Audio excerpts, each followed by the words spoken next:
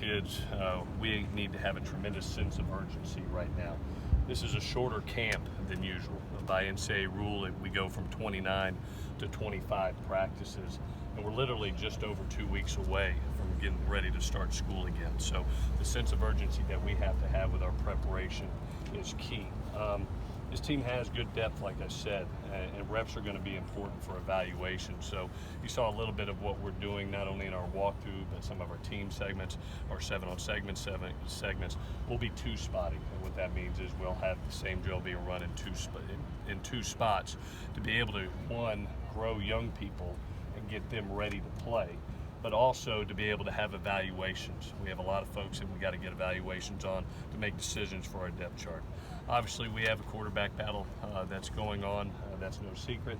I have met with the quarterbacks collectively and told them what I anticipate and what the expectations are to win the position. Obviously, in my mind, always for the quarterback, it's about decision-making, timing, and accuracy, and most important, moving the ball and being productive about putting it in the red zone.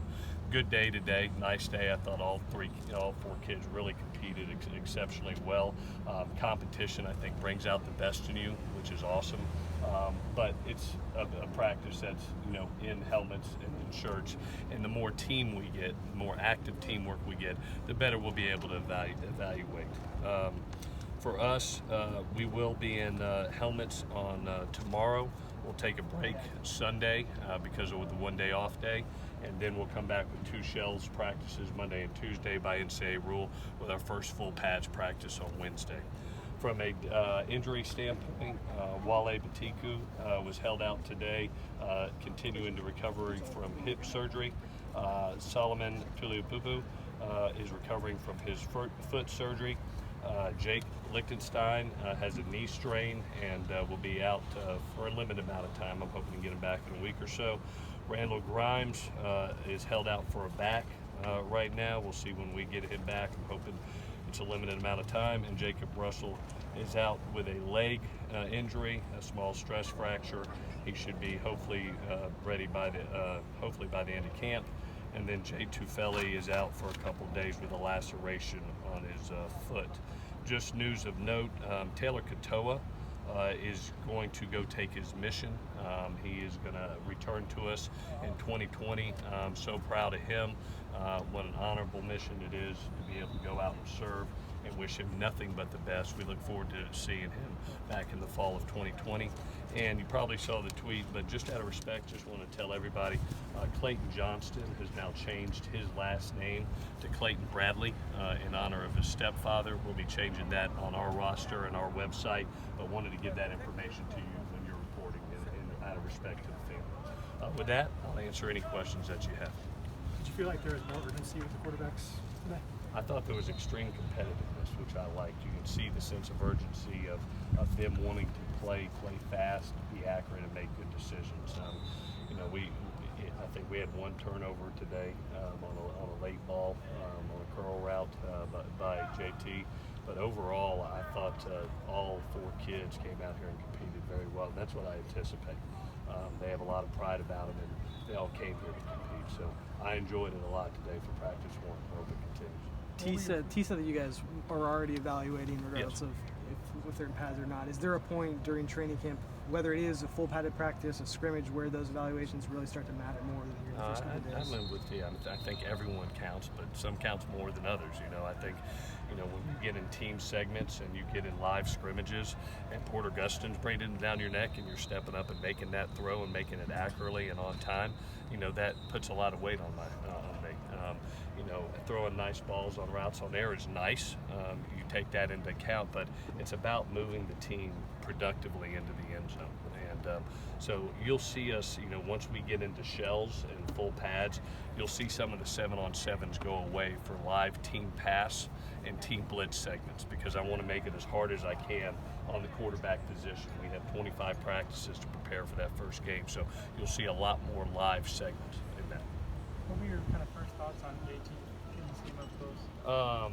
Extremely accurate, very, very knowledgeable. For an 18-year-old kid to come out here and do what he did today was very impressive. It's like he's already been in a camp before. to be honest with you. So I was highly impressed with him, as well as the other kids too. What were your impressions of Jack Sears? Good. I tell you what, has made a lot of progression from spring to this first game. You could see the light kind of click on. I thought he made very fast decisions, which was something that in spring, he liked to see things open a little bit. Today, the ball came out. I look forward to watching more of the tape to see if I'm right, but it felt like he made timely decisions and was accurate. When we talk to veterans after last year, we hear every one of them say things like, the culture has changed after that Ohio State game. Is that the case? I mean, is that how you see it, and how has it changed if that's the case? I'm going to tell you that I've commended this older group a bunch.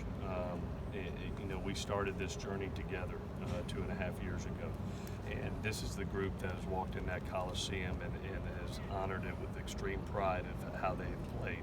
They've also honored the Trojan tradition by how they have led this team. And we all had a bad taste in our mouth after last season, and we want to be in the playoffs. We want to win a national championship, and we're not satisfied until that happens. And we want to play on the national stage. And we all have got a chip on our shoulder. I think we've all tightened our screws. And from the coaching staff to the players, I think there's a sense of urgency to be able to produce. We all know that, and I've said it before, that going up to Pullman, Washington, and losing by 3, and knowing that game kind of holds you out of a playoff possibility hurts, and we don't want to leave any doubt.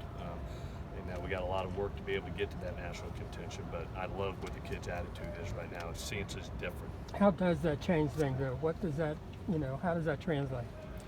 Well, you saw this. I think you saw it on the field. Okay. I thought the kids for the first practice played extremely fast, and they're keeping each other accountable in everything that they do.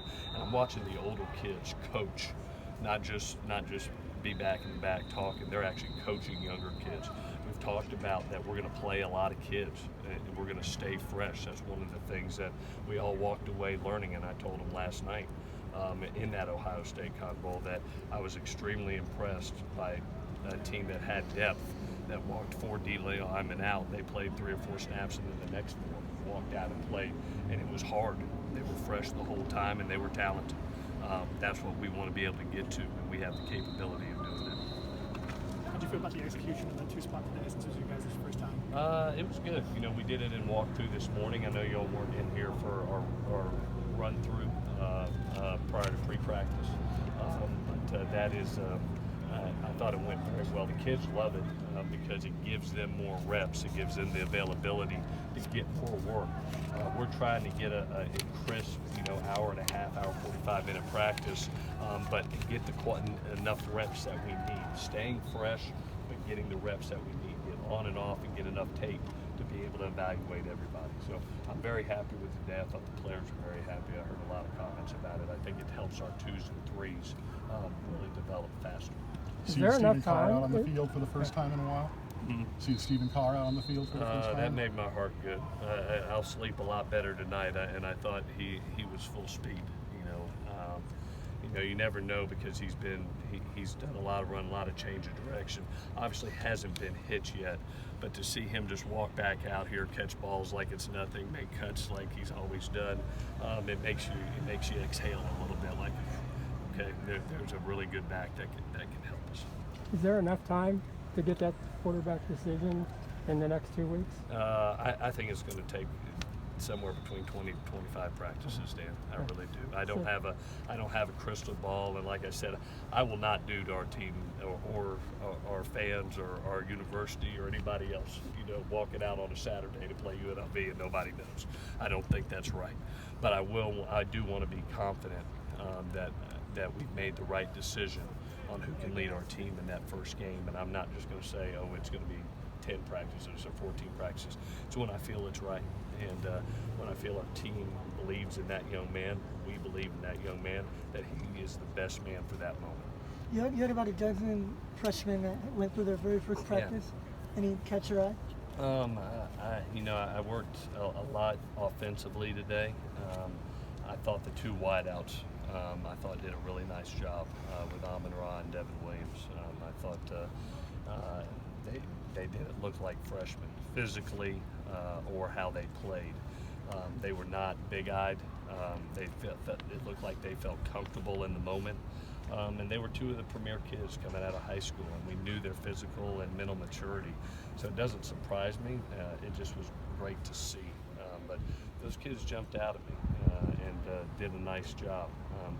We've had rave reviews about Elijah Griffin, defensively, and we'll see how that continues to go. But primarily those two wideouts. With Amon-Ra, do you have an idea already whether you like him more outside or inside? One of the things that I think Amon-Ra does for us is he's such a physical stature. He's 195 pounds, sometimes 200. He fluctuates in there. He has the physical presence to play outside, but he has little man skills. So if you remember what we've done with Juju and Nelson and Woody, we never tagged them as outside receiver or inside receiver because we never wanted anybody to be able to find our best guys. And when I think of Pitt and I think of Tyler and I think of Amon-Ra and I think of our kids, you just don't designate them, oh gosh, okay, he's just an outside receiver. They have the athleticism to play anyway. It's a good question. What do you emphasize with Isaac Taylor-Stewart after practice? Just as a young person, the light's gonna come on it sometime. There's a lot thrown at you, but there will be some kids too that, if you remember, we have some two-sport stars. Two-way stars, and Isaac was one of those guys. He was a defensive player as well as an offensive player. He was a pretty good running back also, and you never know in the season when you all of a sudden you get dinged and you start developing a kid just in case you get an emergency that has had experience at the position. I think of how we did Juju Smith one year, where he was a wideout, but sometimes we needed him at safety, so we practiced that nickel and that safety if we needed to, and we've got kids on this team that can do that. Elijah Griffin was a great wideout as well as a DB. Chase Williams, we actually loved as a wide receiver. He's playing DB for us, but it's great to have two-way players and to be able to just teach them a little bit, just in case you got that emergency. You go, gosh dang, buddy, I need you. And you put it out there. I think you always, as a head coach, have to think worst-case scenario and prepare for it. Nico Fowler, we never thought as a four-string center he would be leading us through a UCLA game to win a game, and he did. As a very young person, thank God we trained him. Let's do one more. Where's Daniel Monterey? Daniel was good today. He was actually practiced 9 periods today. He's been working extremely hard. We're being careful, obviously, and I think he'll continue to grow, but it's just great to see him out here working. And he looks good. I watched him today. He didn't look like he had any pain. He hasn't had pain through the summer, but he hasn't practiced a ton. It reminds me of what we did, remember, with Adore when he was coming off track. You just don't throw him out there for the entire practice yet. You ease them along, and when they're 100%, they're confident in themselves, they're medically cleared, and they feel confident, that's when you let them. Thanks.